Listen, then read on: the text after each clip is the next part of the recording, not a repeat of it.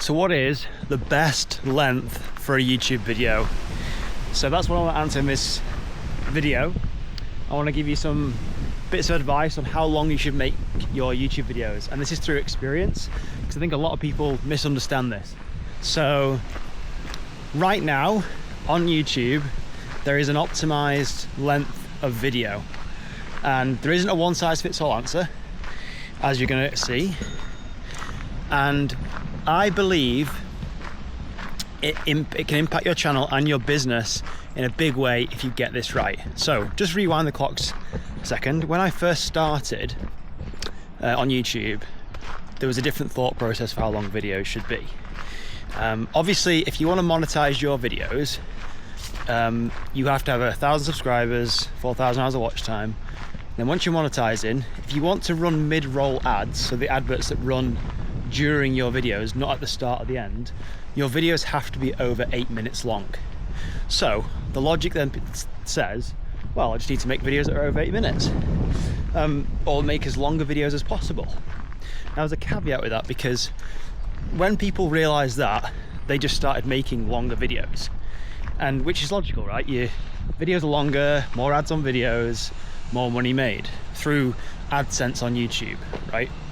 But I think that the key thing people need to remember is that when we're on YouTube, our goal is to deliver value to our audience, because if we don't deliver value, they aren't going to stay around and watch your videos. They're just going to leave and go and find something else that is more valuable than your stuff. So our goal should always be, how do I make the best and most valuable video for my audience? If you do that, you've got the best chance of keeping people on the platform, increasing retention for how long people stay on your video, and making more money, right? But not only making more money, because I'm talking about AdSense here, of money made through the ads on your videos, but if you're able to build a relationship with your viewers, and they stay around watching more of your videos, they watch for longer, and say for instance you have an online course or a digital product or something that you sell off the back of your YouTube channel, like for instance, say I'm putting together a YouTube course right now. It might already be available if you're watching this, but there'll be links below if you want to go and get on the wait list for that. I can sell my course through YouTube, right? Now, if I am able to get people to watch my videos longer, that means there's going to be a better trust and relationship built between me, the creator, and my audience. So they are more likely to buy from me in the future. Now, if you just pump out videos that for the sake of making long videos and just fill your videos with fluff and non-valuable stuff, your retention is going to go down because people will click off your videos. I've experienced this. So the caveat really is, make videos that are long or longer, or as long as they need to be. That's probably a better way to say it. As long as they need to be, but as short as possible. So that's a bit of a curveball. Now, I have a channel on YouTube which is called Action Cam Guy, and it's all action camera tutorials, and a lot of the videos on there are less than 5 minutes long. They're literally really quick tutorials that teach people how to do very specific things with editing, cameras, setup, settings, everything. And my goal with that was just to create really short tutorials, giving people exactly what they came for, so then they could leave and go and get results. So sometimes there are videos on my channel that are over 8 minutes long, you know, longer editing style videos, screen share tutorials, things like that.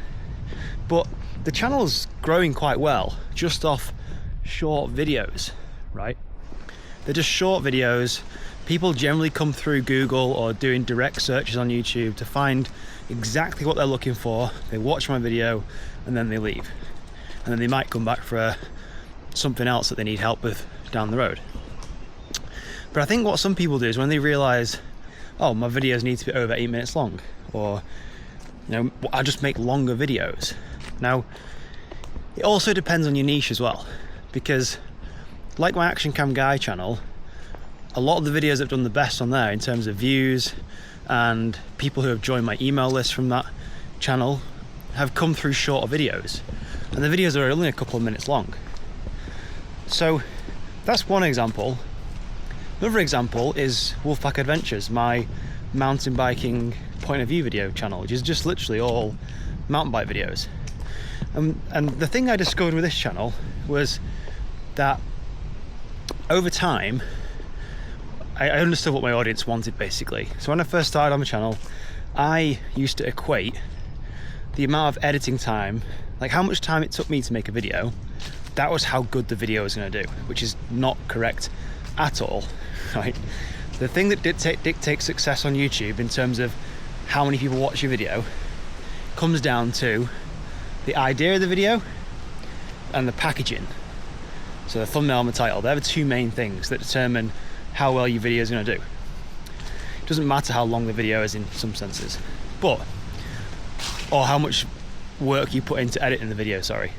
So I used to put all this time into editing the video, hours and hours and hours and hours, and think, God, that's amazing, that's really, really good, I love that video, only to find the video would not perform as well as I'd hoped. And then over time, what I realized was, okay, my audience for this channel, they wanted much more raw videos. They wanted less editing and just the raw mountain bike videos they could just sit and watch. And what I realized was they were actually watching these videos on their TVs, which you can see where your audience watches your videos in the YouTube Studio app. It quite clearly shows if they're watching on mobile, tablet, TV, and the majority of people on my channel were watching on TV. So then I was thinking, well, what is the mindset of that? Because usually people who watch things on TV, they're there for quite a long period of time. Think of when you watch a TV series or a movie on the television. You're there for half an hour plus, an hour, 2, maybe 3 hours.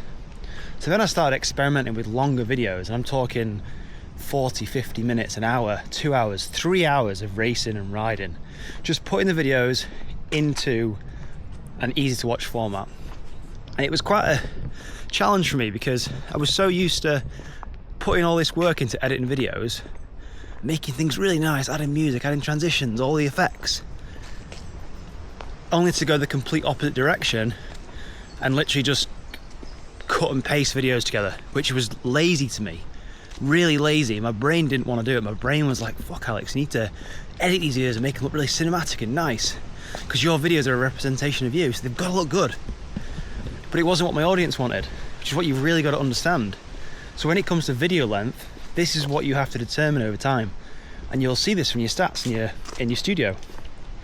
And what I realized was the style of mountain bike videos that I wanted to create on that channel, the actual effort came from me going and recording the videos, going in to these extreme places that most people would never get a chance to go to.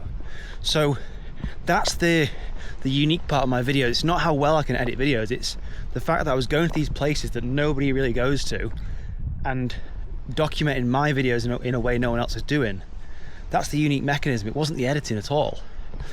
And then obviously I realized that people wanted longer videos, so I started testing with that, and as a result my audience retention jumped from like 5 or 6 minutes of a video to, on some videos that are nearly 3 hours long, people sit and watch for 45 minutes, an hour, which is like amazing for audience retention, trust building, relationship building, and obviously the AdSense those videos make.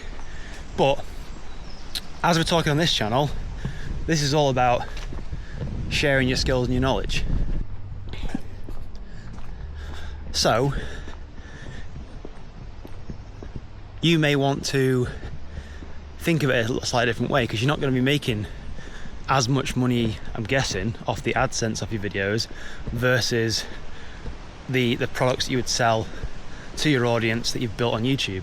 So I think what I'm trying to say is the optimal video length for you, for any other different creator watching this, is not a specific number.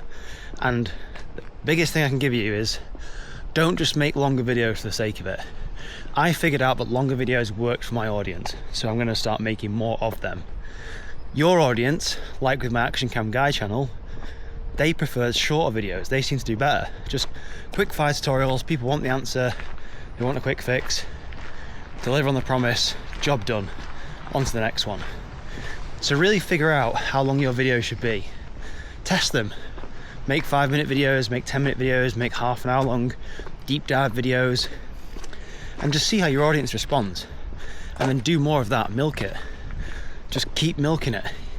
And even if it comes down to people wanting to see longer videos, and you think, oh damn, I can't make 2 or 3 videos a week that are an hour long, that's so much time commitment. Fine, don't do that then. Just like strip it back a little bit to what you can manage. Maybe do 1 video a week, 1 video every 10 days, whatever you can manage. Just do that. And it will start to resonate with your audience so much better, guaranteed. And let me know in the comments below what you guys think of this. And if you want to know what my favorite video framework is, that has again, blown up multiple channels I've worked on, go and watch this video up here somewhere. It's all about my favorite framework for your next viral video. Go and check it out, and I'll see you over there.